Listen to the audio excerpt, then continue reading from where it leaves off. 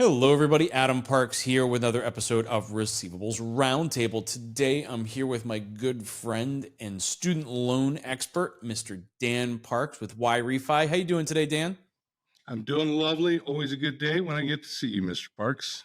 Well, greatly appreciated, Mr. Parks. I always enjoy our opportunities to chat. It was great to see you recently at the TU Summit, learning about some of the data sets and how things are moving forward from an economic standpoint in the United States. But for today's discussion, we really wanted to talk about creating refinancing options for student loan borrowers. And I know that's literally at the heart of what you do over there at Yrefy. But before we jump into our topic of the day, and for those that haven't seen your previous episodes, could you tell everyone a little bit about yourself and how you got to the seat that you're in today? Great. Now with Yrefy, been here for about 7 years. Before that, I ran some of the larger collection agencies here in the United States since 1990. And every one of those involved working with student loans. So with the federally guaranteed student loan contracts, I've been doing it since literally 1993. Worked with every state guarantor. It's been a long road in the student loan world. I would venture to guess I've done it as long as anybody in the industry that's still currently in the industry. How's that sound? I think I would definitely put you at the very top of my student loan expert list here, because from every one of our conversations, and we'll link down below the webinar that you and I did with Andrew Black talking about the history of student loans, which I even was referencing on stage a couple of times recently as we've started moving down the conversation about student loans, which I expect will be a hotter and hotter topic leading into the election in November. But for today's conversation, really where I wanted to try and focus was on uh, how are you creating these refinancing options for students themselves, right? So at Yrefy, you're there, you're building out these programs, you're providing these refinancing opportunities, mostly targeted to the private student loan sector. But I wanted to talk a little bit about the kind of the consumer's point of view here and what it is and how it is that you're building some of these loan programs. Could you talk with me a little bit about kind of the federal student loan programs and what kind of options students have if they're finding themselves in trouble? You bet.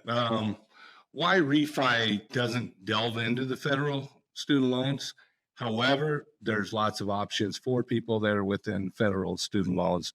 And we're going to kind of go over all those things as we go. With the federal student loans, it's best just to go on to Google studentaid.gov. Hmm. That is going to give you everything else. If you are looking to change your student loan or want to look at what's, you don't like the payments, you don't like the length, whatever it might be, you'd want to go look into the loan repayment part in that website. And that's going to give you all kinds of options. Though the main one, which you're probably going to want to go into, is looking at the income driven repayment plans, which are IDRs, which is the main reason why most people are probably looking to get in. Those are tied to what you make more than what you can, or what you can afford more than what you are set at, which is putting people on some pretty interesting situations since those are variable rates. There's a very nice tab in there called Loan Simulator. It gives you lots of different options of what you can do within the federal government of getting. It basically breaks down, asks you a Q&A of what you're looking at, where you're at with your loan, where you expect to be. It does a very good job of breaking down the options that would be with you for the loan, for a new loan. Okay. If you want to look for it, I suggest the first one, which is I want to find the best student loan strategy. That's within there, spells it all out for you.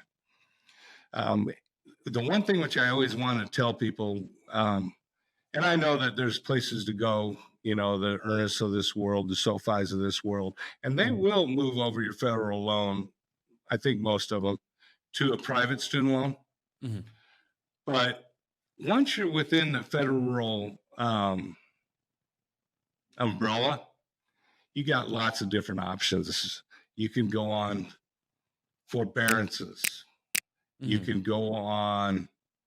Um, you're going to have the You have a uh, lot more different repayment options and plans more, to more than actually anything, participate in, right? it allows you to consolidate and rehabilitate, and that allows you if you get behind or even defaulted, it lets you go do that. And you can do those a couple once each, one of each for sure.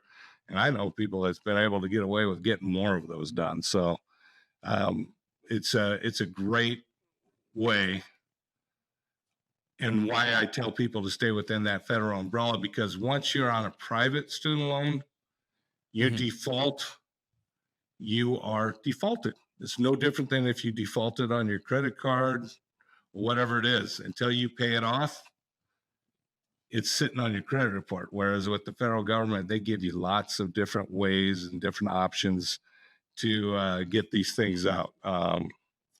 Give you all kinds of direct pay options, uh, uh, and you don't have to go get a co-borrower if you're going to go stay within the umbrella most of the Okay. time, So there's which a is lot of huge. options for the federal student loan borrower to kind of work through their repayment options. So if you're already in a federal student loan, you're saying that a lot of consumers like to stay within that because it gives them access to all of these additional programs that they would not otherwise have access to from a private perspective.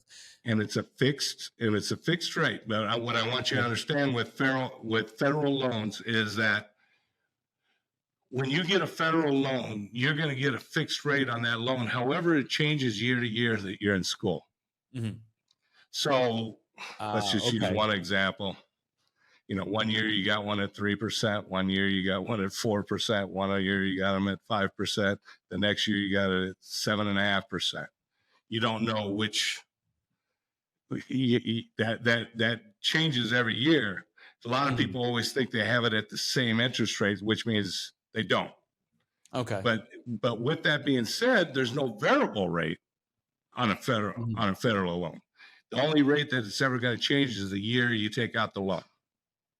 Okay, so you're going through that change over the last couple of years as interest rates have been rising would have Mhm. shown that kind of It's jump based that on the you T really bill, expected. Yeah. 90-day, I believe, Sure, 90-day T bill, and whatever that is, and then I think they redo it in every July. but after those 4 years, right? So let's say the student goes, does their undergraduate over 4 years. In year 5, 6, 7, if interest rates go to 12, your interest rate is still what it was at the point in time in which you got the loan. So you're on Yes, that fixed versus that variable rate loan, which sounds like is a little bit more on the private side. which is more on the private side. So, general rule of thumb: once you have a federal, keep it in the federal. Way Okay. more options, usually lower interest, and they will work with you better. It's just, I'm not gonna lie, it's kind of a pain in the butt to get a hold of people and go through the whole thing. You got to educate yourselves, and I gave you some really good websites to go look on Mhm. there. And a lot of it is just walks you through it, have you filled out. It's like a worksheet. It's Okay. nice. So then we go to the federal, I mean, the private, which is what I do. Yrefy specializes in loans that are defaulted or distressed. So if you're Mhm. on your way to defaulting, or if you are defaulted, we're one of well, basically we're the only one which I know of that actually does private student loan um, there. However, if you're current, we want you to stay current. There is some options for you. You can go obviously the ones, if you Google anything, private student loan refinance is going to give you a bunch of teams. If you're defaulted, if you look at private student loan relief, that's where Mhm. Yrefy comes up first every time. We'll come up on the other options also. But you're looking at your SoFis, you're looking at your Earnests, which are the two big ones. Mhm. Um, and it walks you through there. There's some good things and some bad things. If you are looking for a private student loan, you're going to have to be correct. You're not going to have to be late. You're going to have to make on-time payments, and then they're going to want to talk with you. Obviously, the higher the credit rating that you have, the better chance that you are going to get a lower interest loan. It's no different than basically anything that you go get a car loan. You're going to better your credit, the lower your interest rate is going to be. Shorter time to default on the private student loans. It's 270 days on a federal loan or longer. Mm-hmm. On a private student loans, 120 days is a long time. It can be, in some contracts, they can do it even sooner. Wow. But 120 days is about the time they're going to get before they actually default you and put you into some sort of collection effort. You'll probably be getting calls before that on all your private loans. Mm-hmm. Private loans are variable rates, which means they just went up.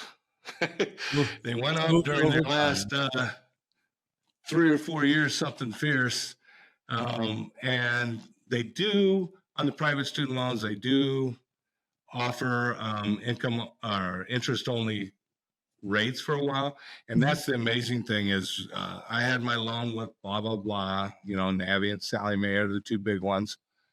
And my loan hasn't gone through. Well, you did go on an income only, interest only loan, which means you're only paying the interest and it's not going to go down. People are paying on these loans forever. And it's the reason why a lot of people come to us. Mm-hmm. At Yrefy, we give you a low interest loan. That is for people that are defaulted, and then we work with the original lender to get this thing taken care of. And they've all been very, very good about working with us. So it's been nice. I would think that interest-only loan is, something that really does confuse the consumer because it's not an interest-only loan. It's just something that goes down the to interest-only program on the loan to allow them to only be paying on the interest rate, I would expect to be confusing for the consumer because they're making a payment every month like every other loan that they make. That balance goes down over time, but when the balance remains the same, it might cause some confusion for those that are not as financially savvy, right? Because again, they're making a car loan payment and their balance is going down over time. So I can imagine that is causing some level of confusion for some of those consumers and potentially causing them to go for a refinancing option when they realize, I understand why that type of option would exist, similar to what exists on the federal side, right? To give people more time for a life-changing event to happen and allow them to get back on the right repayment plan. Any insights into, how much of the volume of refinancing comes from people that are confused about that? We don't, by the time you're making calls to the private student loans, and I'm sure it's the same for SoFi and Earnest and they are confused. That it's 100%, and they're feeling like they're boxed in and there's nowhere to go. Amazing how many people don't even know how long it'll take for them to take off a loan at their current payment. They don't ask that question, or it wasn't shared, or it went over their head at the time they asked.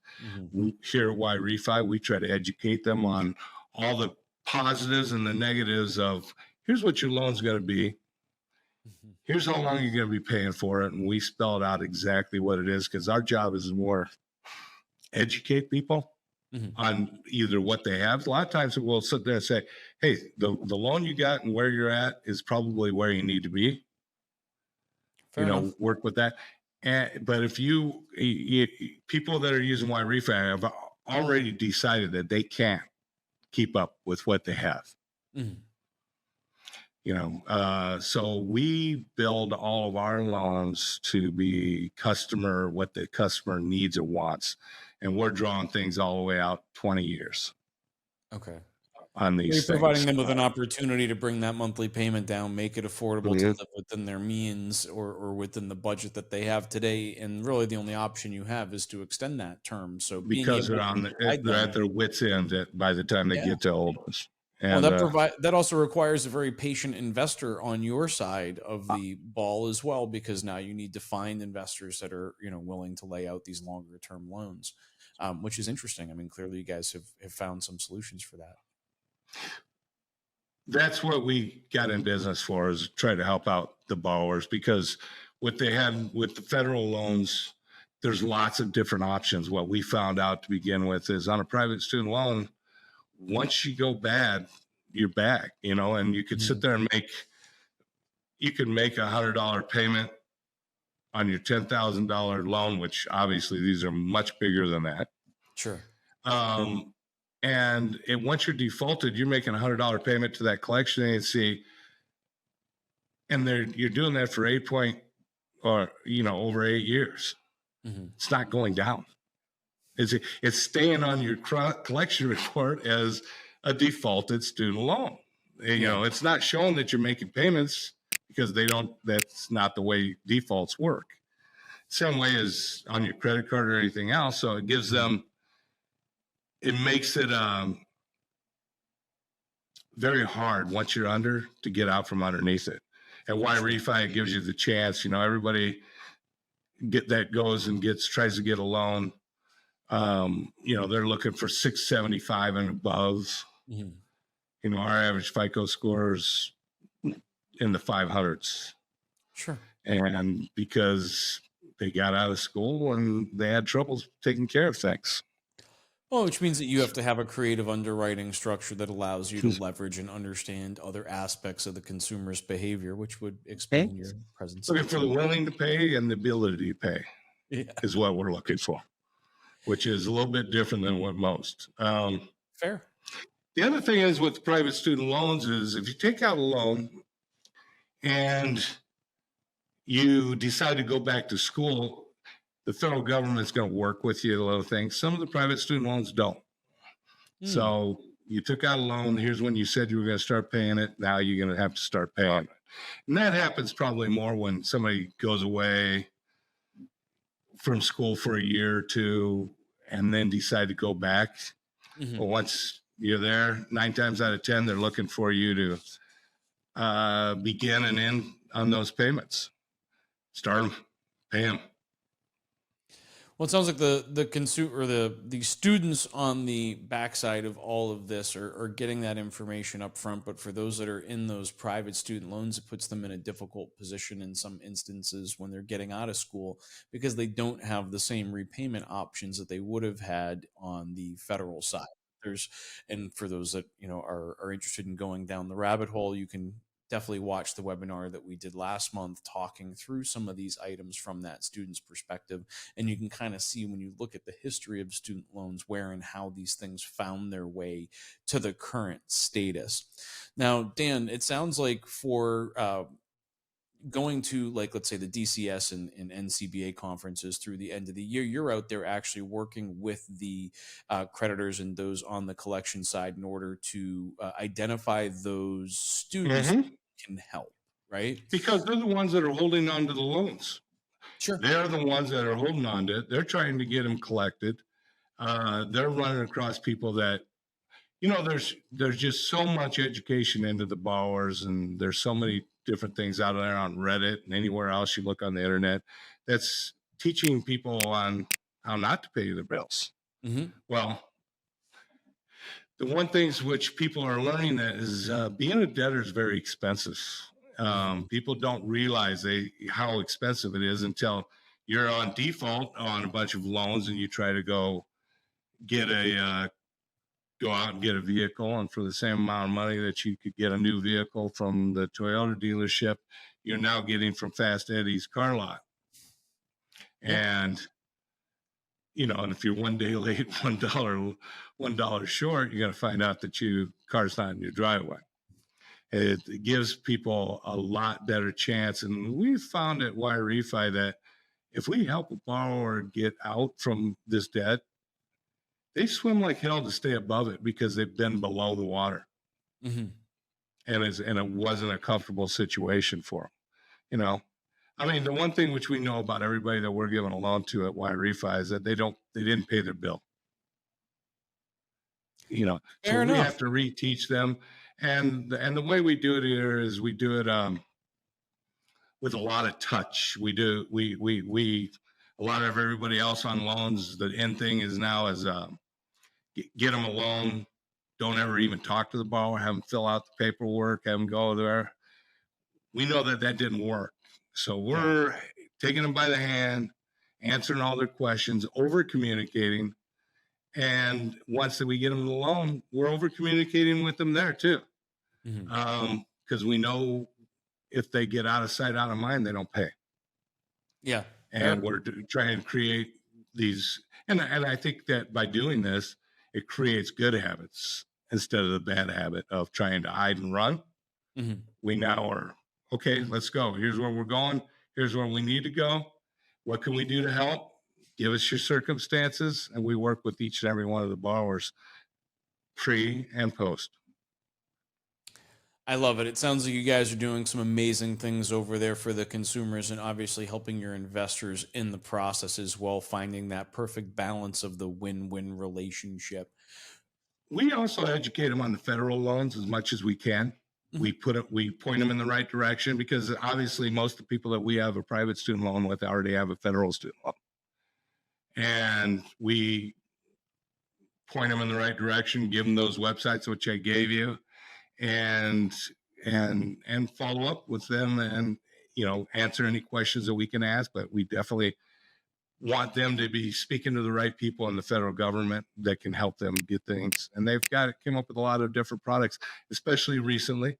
Mhm. Also, when you get a federal student loan, you got the chance of having it forgiven. It doesn't happen as much as you'd think, but, and so everybody reads these headlines and they think that everybody's forgiving these student loans, and it's just not the case. It's Yeah, just I not the. mean, if, looking at some of the information on student loan borrowers, and you can take a look at the podcast I just did with Dan Simmons from TransUnion, where we talked about kind of what we're starting to Mhm. see from an economic standpoint when it comes to student loans. And if I remember the numbers correctly, it was 52% of students are currently paying on their student loans, leading into the called the Great Reset of 2024 in October, when delinquencies can start being reported. So I believe we're expecting to start seeing this flood of accounts starting to hit credit It's going report to get interesting. It's going to get January interesting. They're all going to start 2025. out current, but they're all, you know, That's why I call it the Great Reset, right? Because it's currently in progress right now. And even though they may be delinquent over the last year, even though they were due, we're seeing this other Great Reset yet again, Mhm. from a student loan standpoint. But I still struggle to believe that they're going to start collecting on student loans 30 days before an election cycle. I just don't see that as realistic. So I think I we'll would see how expect things that to be unfold. put off. I would expect that to be put off for I would expect a punt on this until the one as next well. quarter. They put things off at a quarter at a time. I would, if I was a gambling man, which of course I'm not, I would bet everything I have that that will probably get put off until the first quarter of High 2020. probability. High probability. I look, I'm not a political pundit here, but I'm just kind of trying to foresee the future here. Let me look into my crystal ball. But Dan, really, thank you for coming on and having another chat with me today. I really do appreciate all of our discussions. I've learned so much about student loans over the past couple of months as you and I have started having these chats. For those of you that are watching, if you have additional questions for Dan or myself, you can leave those in the comments on LinkedIn or YouTube. Or if you're going to be at either the Debt Connection Symposium Conference or the National Creditors Bar Association Connect Conference, you can reach out and talk to Dan directly face to face at one of those shows and learn a little bit more yourselves. I can tell D you Parks, if you ask the right questions, you can get a lot of great answers out of Dan. D Parks at yrefy.com, or it won't be hard for me to have a conversation. I love to discuss this, especially with people in the industry, explaining what's really going on with student loans, because there's a lot of miseducation of what is actually happening and how it's happening right now. I agree wholeheartedly, and I appreciate you educating both myself and the industry on student loans. For those of you that are watching, though, thank you so much for your time and attention today. We really do appreciate you watching, and we'll talk to you all again soon. Thanks, everybody. We'll talk to you soon. Thank you.